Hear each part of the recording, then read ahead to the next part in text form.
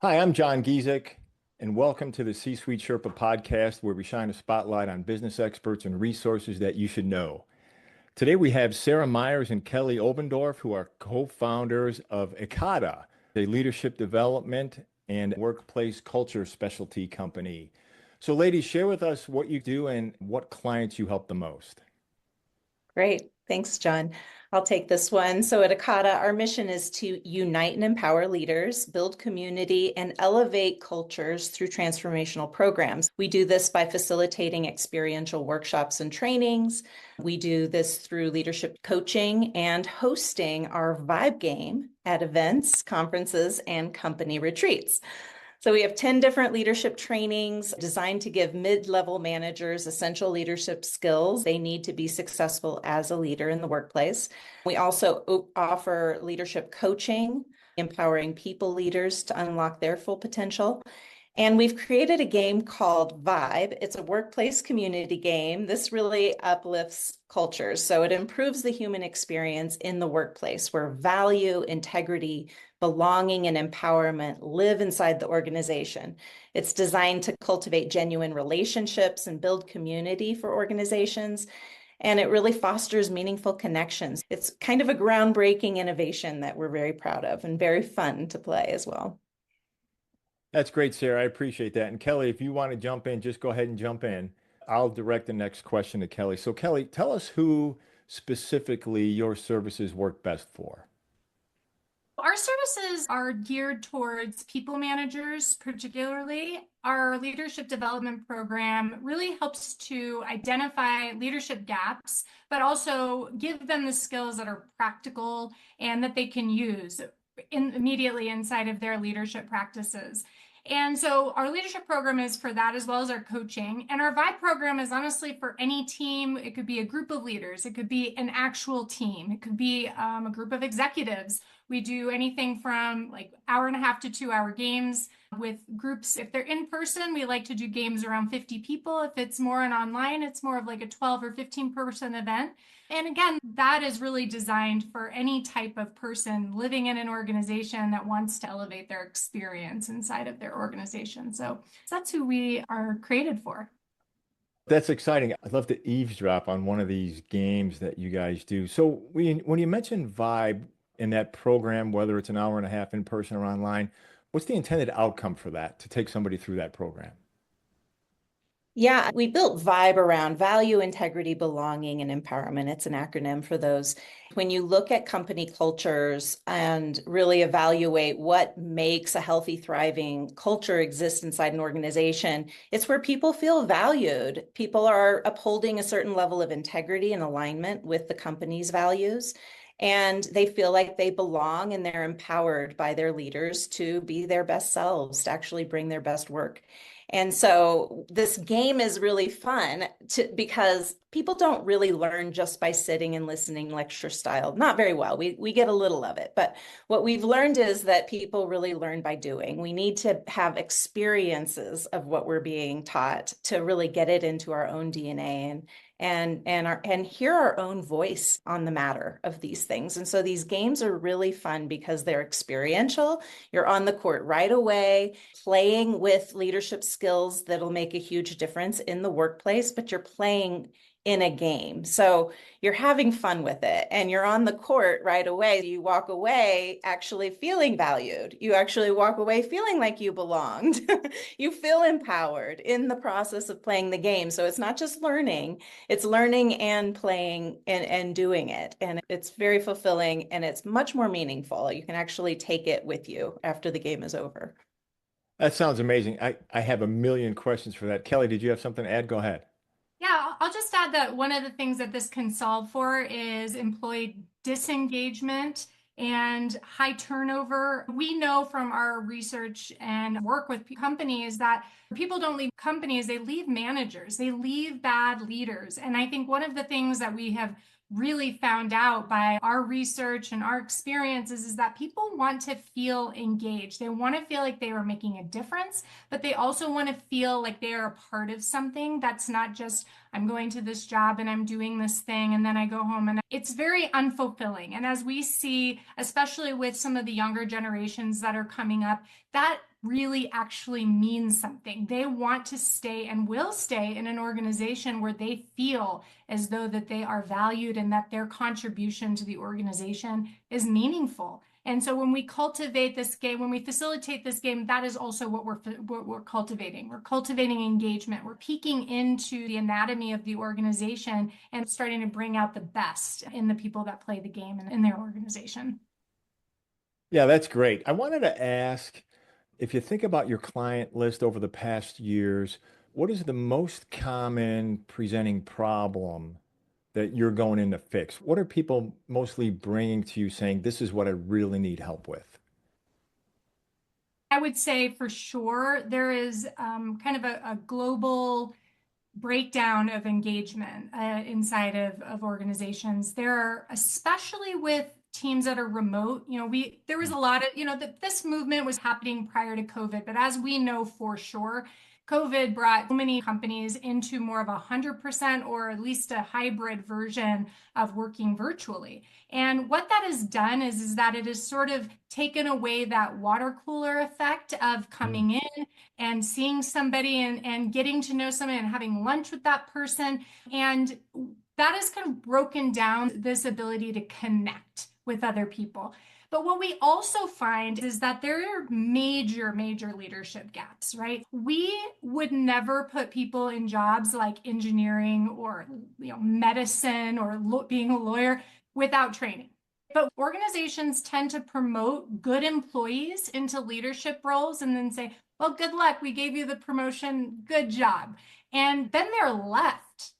And what we see is that those managers who are not trained, who do not have the skill set, will turn over their staff sometimes twice within the first 2 to 3 years. And then their superiors will start blaming them for not doing a good job. And when you really take a good look at why that's happening, the majority of the reason is because they have skilled gaps. And so that's a big, big reason why we've created our leadership program. Our LEAD program is designed to give leaders a kind of a test place to come in and practice these skills. So we teach a skill or we teach a model, and then we go right into practicing it. And so when they have a conflict or they have to improve somebody's performance, they have the communication skills, they have the templates, and they've also practiced and maybe even kind of blundered inside the classroom experience, but then they're better equipped to say, that now I can actually have this conversation and I sort of know how to do it. And I'm going to work around these parameters and see what difference I can make. But then we want their authentic selves to come out too. So we just try to balance the skills with who they are as an authentic leader and then fill those gaps so that we can build that confidence, or they can build the confidence for themselves. That's awesome, Kelly. I love the way you explain that. It reminds me of the guy that's really good at doing a skill. He decides to open up his own business and he's never ran a business before, but he's good at doing the work, but now he thinks he's going to run his company. I have a friend that went through that. So Yeah. I'll just leave it at that. Yeah, that's common. It's really common that happens. And I think it's really just more of an awareness of upper leaders that if they're going to promote people and they want to keep people, they're going to want to train their staff or their leaders. Oh yeah, sure. Turnaround is expensive. Yeah, for sure. So when you take out your crystal ball and you look at your industry 5 years down the road, what do you think the biggest hurdle you guys are going to have to overcome? Honestly, I feel like we've been doing that, which is why we innovated. Our Vibe program is really an answer to what that hurdle I think is going to be. As we see more and more remote teams, we have to have education, trainings, and culture programs that serve a virtual workforce. And we're seeing that over and over again. A lot of companies are really struggling on how to create a work culture when their entire team is remote. I mean, we already saw that like different departments were siloed, and that creates its own tension in when people do work in the same building. You create a virtual team, and now you're not just siloing departments, you're siloing everybody. So we're really looking ahead and trying to address this now rather than in 5 years to build community and a cohesive workplace culture online. That's one of the things that the Vibe game does, but also our trainings, as Kelli was talking about. I think the statistics show that a sit and get kind of training, so somebody just trying to teach and you're supposed to retain all of it for the next hour and a half. If you're a good student, you're going to retain about 25% of that. If it's experiential and you learn something and then you're on the court doing an activity, practicing it, like Kelli was talking about, it's about 90%. So I think 5 years from now, 10 years from now, our programs are going to be more experiential. I think that these videos that HR gives saying, okay, you watch that video so they could check that box is not actually going to be effective at increasing engagement or lowering turnover for these organizations. I think more and more we're going to recognize that those solutions are not as effective. Yeah, that's great, Sarah. It reminds me, the online training where the guy just sits in the corner for a week and goes through modules. It really is just a check the box exercise. I mean, nothing screams more like, I don't care if you learn this or not. I just need to report to somebody that I took you through the process. I mean, that's great. I think you guys are right on track. The experiential learning, that's what sticks, and that's what lands home. And I agree, 90%. I don't know if I'll ever retain 90% of everything, but it'll be way more than 25% for sure. Yeah. Yeah. All right, ladies. So we're going to take you on a little fun journey, lightning round. You guys are going to have to figure out, you guys could both answer these real quick, just to let the viewers get to know you personally versus just the corporate offerings that you have. So coffee or tea? Sarah, you want to go? Coffee or tea? Earl Grey all the way. Earl Grey all the way, all day? Yeah, All day. same. Earl Grey. So tea, 100%. Tea. No, that's black tea caffeinated, right? Oh, yeah. Well, Milk and honey, for sure. For sure. All right, cats or dogs? You guys are in Colorado. Cats or dogs? not Dogs. just dogs, we both have doodles. So Yeah. Perfect. Okay, zombie apocalypse. I know you guys have been thinking about this. For Zombie sure. apocalypse is coming. What's one thing you're not going to go without? A good-hearted human being. oh, Awesome, Sarah. I love that answer. Sarah was talking about you, Sarah. I think that's what she Oh, was. I think that's who totally she was. bringing Sarah. What do you mean? Yeah, of course. Okay, well, I'm bringing Kelli. Absolutely. We Oh go yeah, together. now you're stuck. What about a favorite movie? You guys are super busy running a huge company. If you ever get time to sit on the couch and just veg, what's on the TV? What are you guys watching? I have to say, I'm a Survivor fan. I love that game. I love the sociology of that game. I'd have to say that's what I'm watching for sure. Awesome. Sarah, how about you? Yeah, don't watch a lot of TV. And when I do, it's kind of disappointing, to be honest with you. So I don't have a favorite, unfortunately. I do like Survivor. I can jump on that bandwagon. It's All pretty right, fun. Sarah, I'll target you. So tell me about a favorite movie of all time or a movie you just watched that you like. Tell me a movie. Oh my gosh, there's so many good movies. I love When Harry Met Sally. That's an old one, but a very good one. Is that the You Have Mail? Is that the You Have Mail movie? No, Oh, no, I'm thinking of something else. Meg Ryan and Billy Crystal. Oh, got it. Yeah, I was thinking of something with Tom Hanks. Okay, so bucket list. Sarah, I'm going to ask you, tell me something that's on your bucket list that you've already accomplished. And then Kelli, I'm going to follow up with you and ask you what's on your bucket list that you will accomplish. Sarah, you first. Living overseas for sure. I've lived in 3 different countries and they were the highlights of my life. I really enjoyed that. Oh, that's fantastic. And Kelli, what do you got left to do? Just one of them. One of them, gosh, there's so many. I think traveling for me, I didn't get a lot of opportunity to travel as a younger person. And so, one thing my husband and I have been talking about once we're empty nesters and he's retired and maybe I'm retired too, who knows?